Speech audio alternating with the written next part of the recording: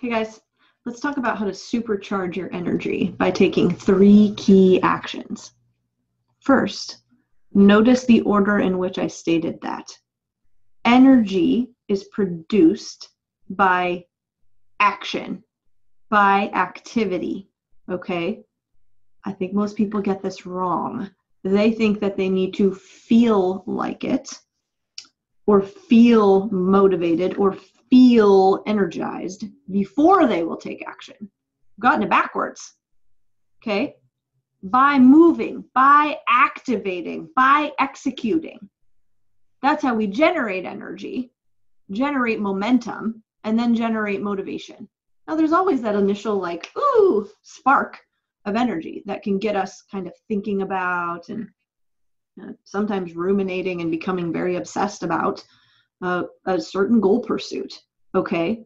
And this happens though because then we start taking action on something and then it feeds itself. It's like this perpetual cycle. So to maximize our physical, bodily, mental, cognitive thinking, and psychological, emotional energy, okay, we have to consider a few things. We have to consider eating, we have to consider moving, and we have to consider sleep. These are our 3 key actions, all right? So let's go back to the most basic of disciplines that we can influence for the most stable energy level for max effort production. How we fuel and how we move have to be 2 of our top priorities, and then recovery. Research is resounding that at least 7 hours of sleep is the minimal amount of rest we should be accumulating per night for brain health, for metabolic health, for optimal memory consolidation, for physical and mental recovery, for integration of learning, for focus, for concentration, for self-control, for emotional regulation, for blood sugar control, and for the prevention of disease. Do we need more reasons? Now, on the exercise front, it's as effective as antidepressants and anti-anxiety medications because it produces neurochemicals, neurotransmitters that promote brain health, okay? Those who exercise tend to have better eating habits.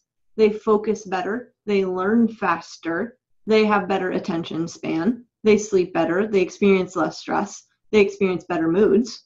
And they're more creative. Awesome, right? Clearly, taking care of our bodies have a spillover effect to our minds and our brains. And we need our brains. They're pretty darn important, aren't they, to be operating optimally if we want to be mentally ready to motivate on a daily basis, okay, to make wise and skillful decisions. And then there's eating.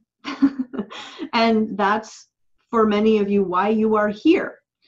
Now, I know that you've felt that like cognitive strain or drain at the end of a day, especially if you've fueled with too much coffee or too much sugar and haven't really taken care of or considered some sort of a structure during your day in terms of your eating.